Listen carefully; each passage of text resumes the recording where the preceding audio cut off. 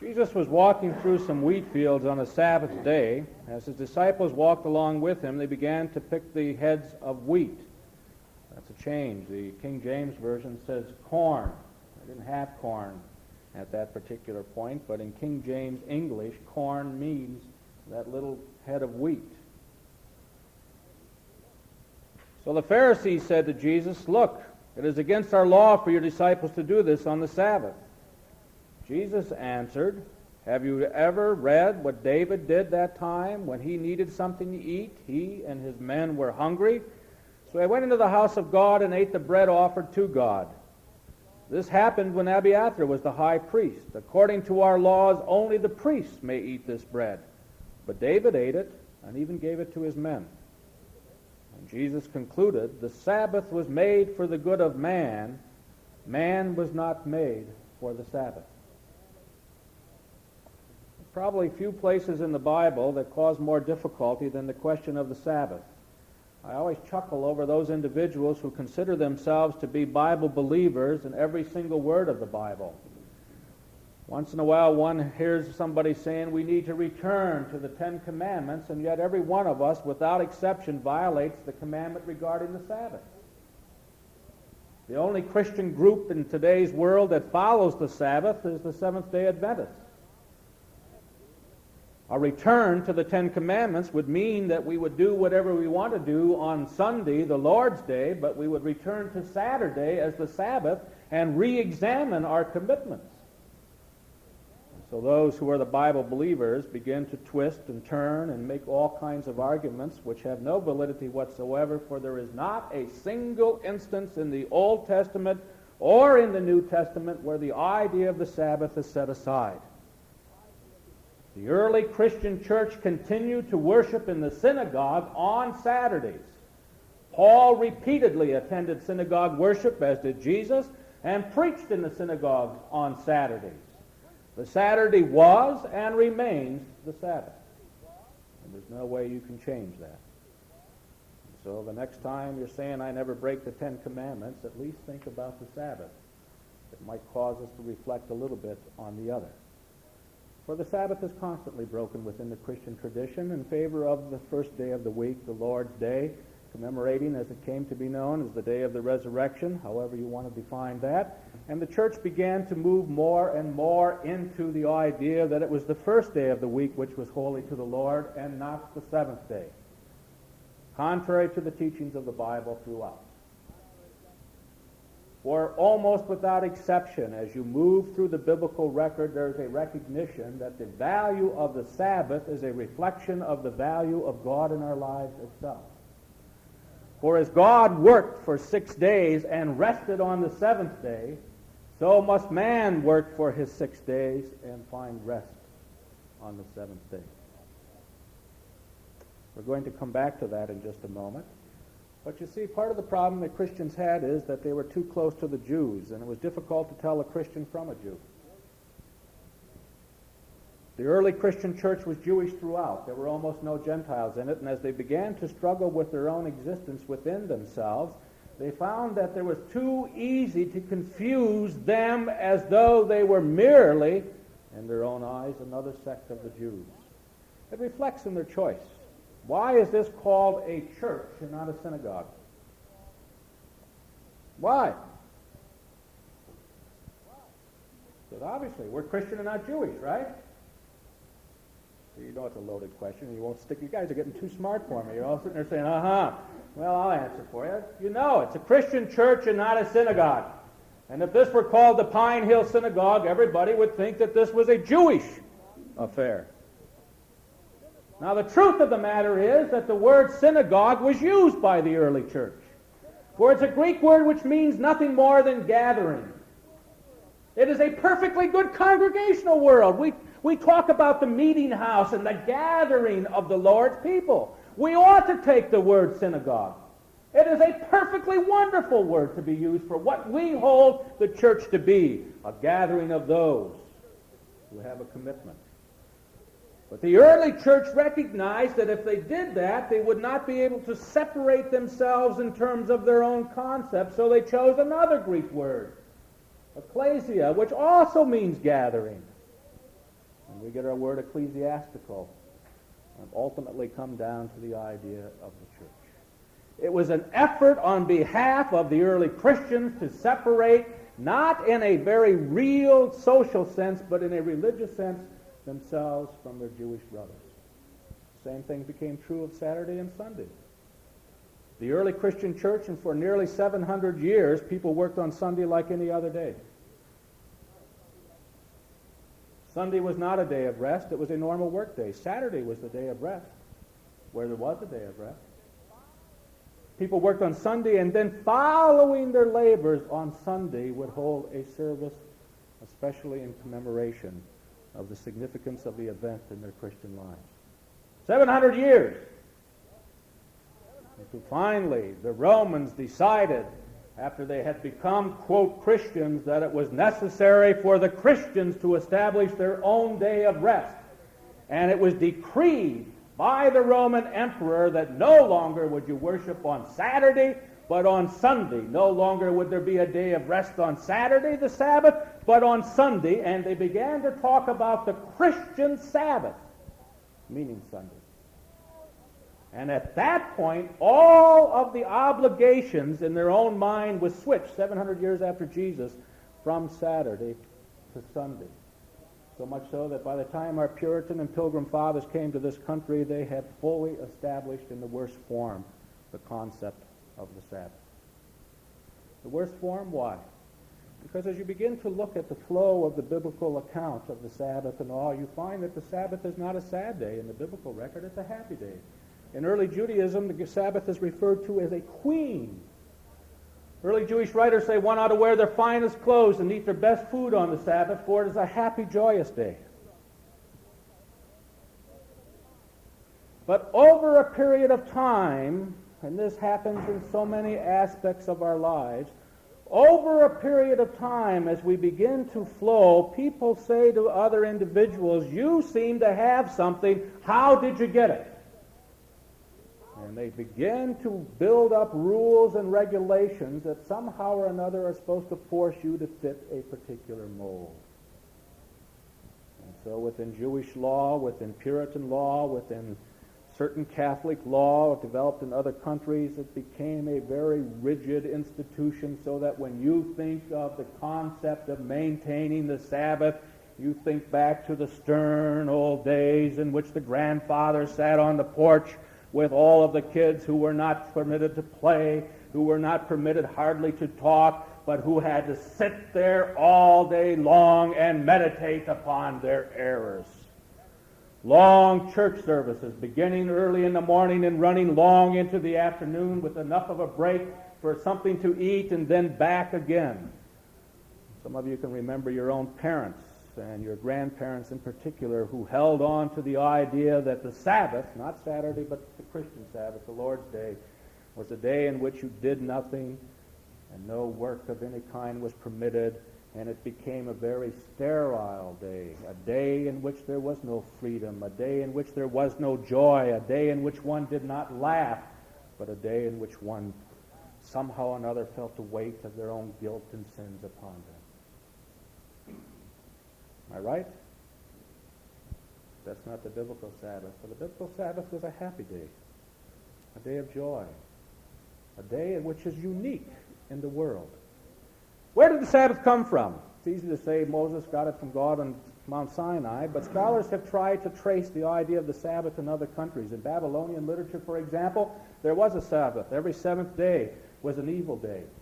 It was a day in which the gods would automatically be angry, and the only way you could survive is to make the gods happy. That doesn't seem to be the biblical Sabbath at all. Scholars are now beginning to argue that the Sabbath, in a sense, was unique within Israel, for it brought something that other peoples did not recognize.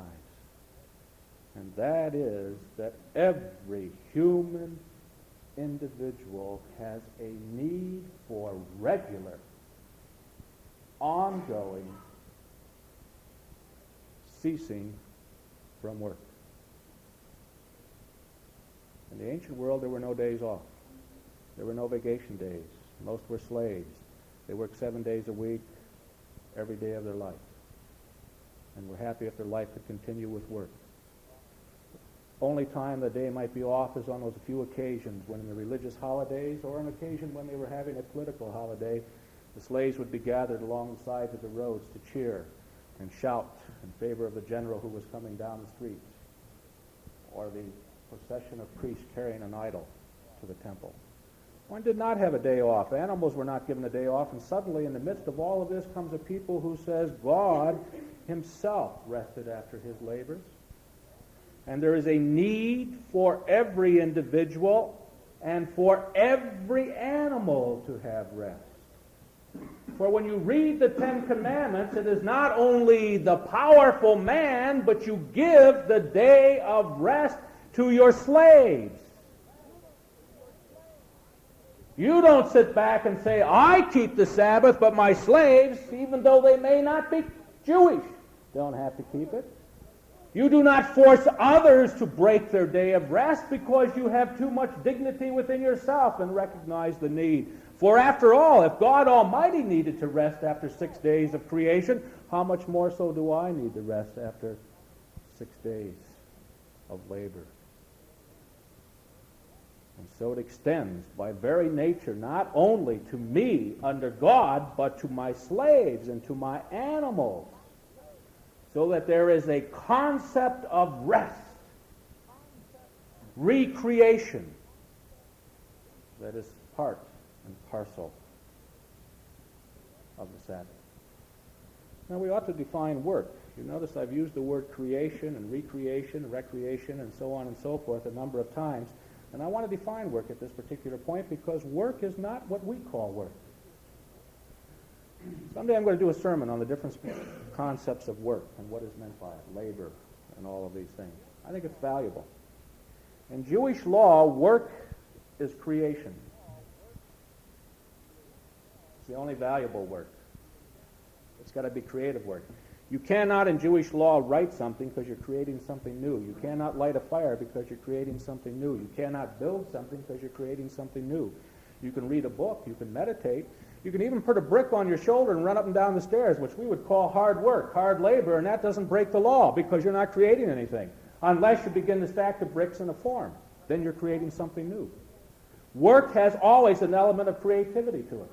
That's why when you are a creative worker, and it doesn't matter what job you hold, there is a possibility of creation to be worked into it. You need a creative break, which is what the Sabbath is all about.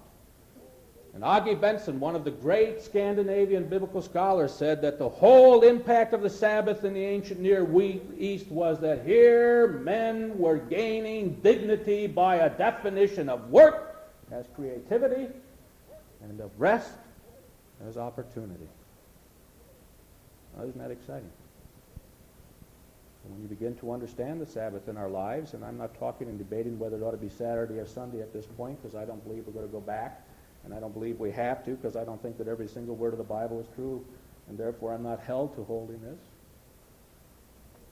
But the concept of a day in which our creative genes have a chance just to say, whew, is important. Secondly, as you read in the biblical account itself, you begin to find something of interest. There are, as I said to you last week, two accounts of the Ten Commandments, one in Exodus, the 20th chapter, and one in Deuteronomy, the 5th chapter. They're different slightly in a number of cases, some 20, 25 different cases. Usually it's not too significant. But in one of the cases where it's rather significant, it has to do with the Sabbath. For it says in one, remember the Sabbath, and in the other, observe or keep the Sabbath. What's the difference?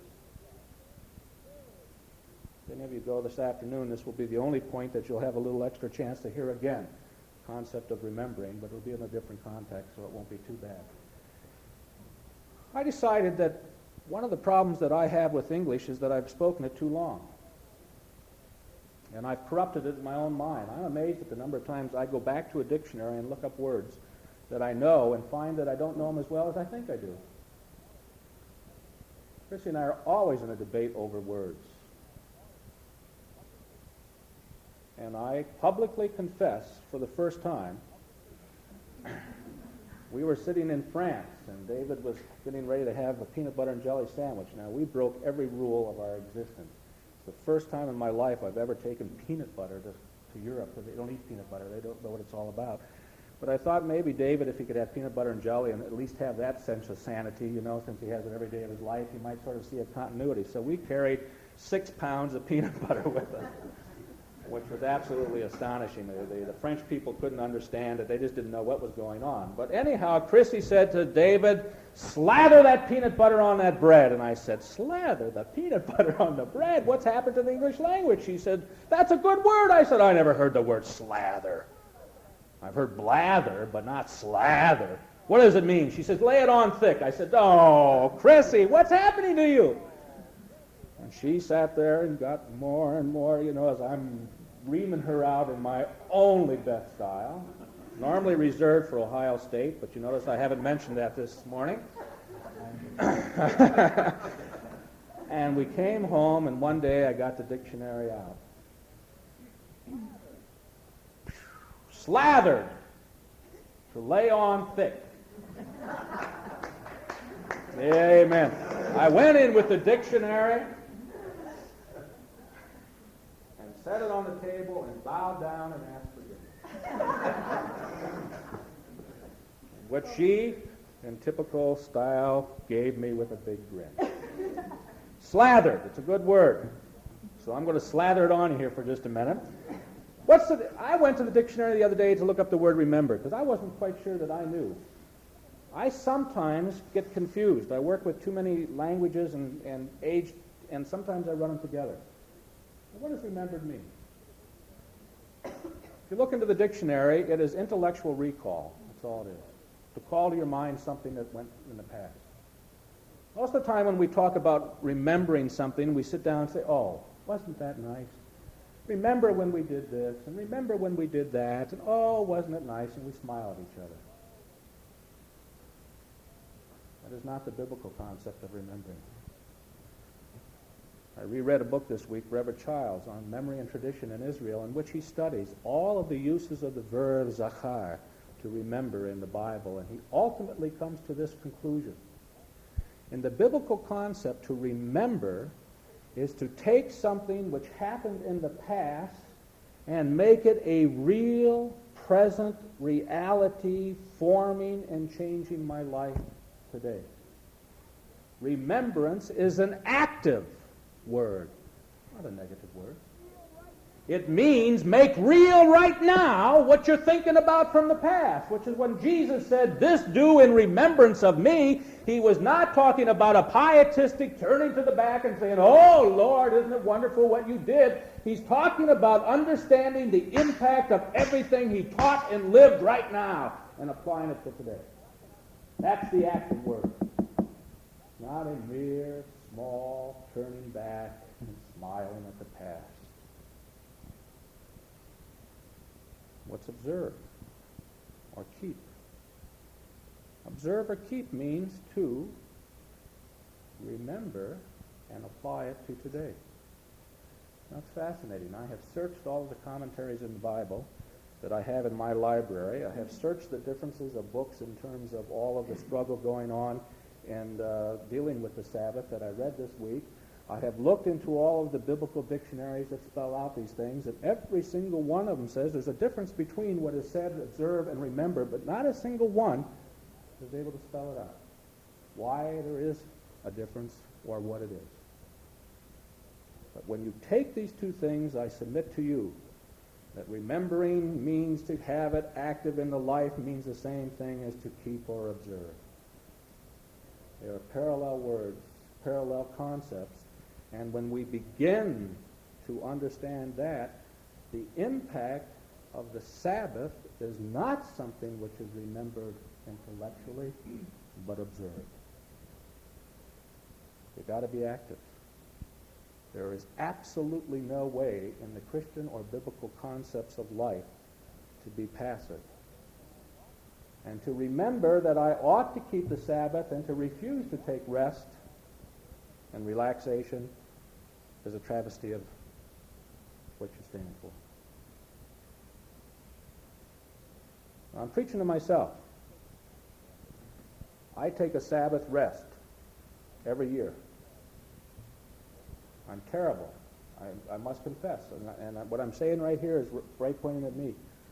I do not take days off.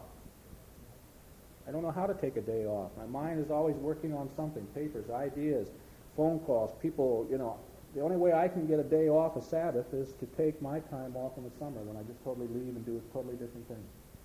Now that's terrible. One of you said, the first Sunday I was back, what a difference between this Sunday and the last Sunday you were here. True, isn't it? You could see it. The last Sunday I was here, I was working like crazy, and I could hardly even communicate beyond because I had not taken the kinds of periods of rest and recreation that is needed. And constantly, like a battery being turned on and charged and run and run and run and run, I had reached the end of the line, and I needed that desperately. But I can look out, and I can see some of you are in exactly the same boat. We run on and on and on and on and on and on and on and fail to say, Lord, under Thee I need to keep the idea of a day of rest. The late Morris Adler and I had a conversation about this once in his study. It was shortly before his assassination in the pulpit, if you remember, at Sherazetic. At that time, Mr. Adler was nearly 50 years of age. And he looked at me and he said, Jim, I'm 50 years old, and out of that 50 years, I've had 7 years of rest. And I said, what do you mean 7 years of rest? He said, I would like to do things on Saturday. I'm always driving when Friday comes, and in my youth in particular, I wanted to do this and I wanted to do that, and I kept screaming to God, why should I keep the Sabbath? And then as I grew older, I recognized that one day in my week, I had to stop running. I had to stop and think about what my life meant. I had to reflect on God in my life and reflect on the best things in my life, and I had to rest. He said, you poor Christians don't know how important it is to have, out of 50 years, 7 years of added rest.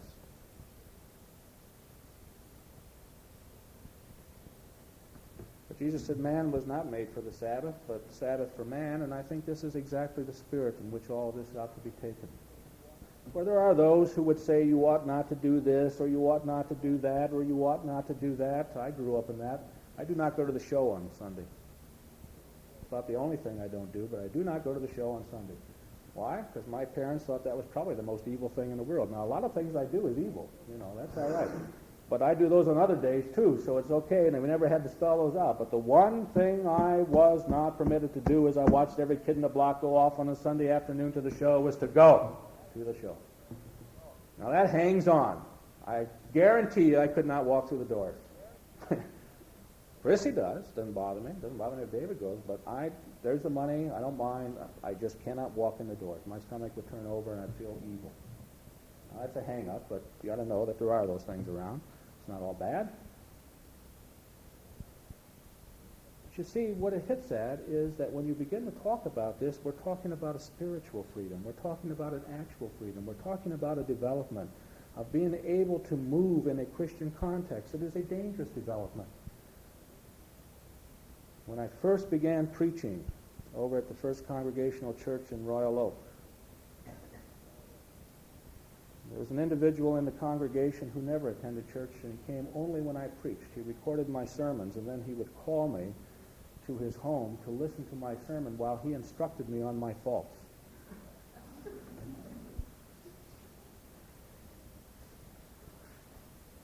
Now, he did it the right way.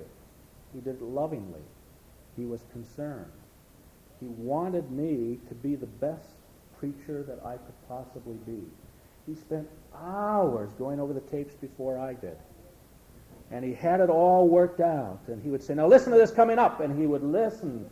And he'd say, see, you didn't get that point out. Or there, you hit it this time. See the difference. And he had it all worked out. He was an engineer for Chrysler.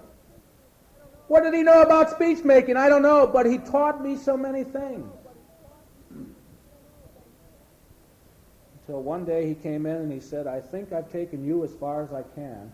I don't have to tape your sermons anymore. Although I still do and still listen to them. And that's the last time I ever saw him in church. So one day I went over. And I said, Al, I know you never went to church much, but when I was preaching, you always came to church. Yep. I said, your wife's in church, your kids are in church, they're beautiful people, hardworking, why aren't you? He said, well, I don't find God in church very much. I find God sort of standing here and reflecting in the quiet of a Sunday morning. You know what? He did. But he's one of the few, because many use that excuse to avoid finding God. What I'm saying is that it's dangerous to say that there are no rules about the Sabbath and that the Sabbath is for us to create and to use as is every day. It's dangerous because there are people who say, I find my relaxation in my work, and there's a certain amount of truth in that. There are those who say, it's the drive and the continuation that makes me happy. There's a certain amount of truth in that. There are those who have all kinds of excuses for doing or not doing things. There are people who avoid doing things on the basis that I'm free, but the point is that part of the freedom is that we have to be willing to make mistakes. And one of the things I need to do is to regularly choose some time in which I totally disavow all of the creative kinds of things that I normally try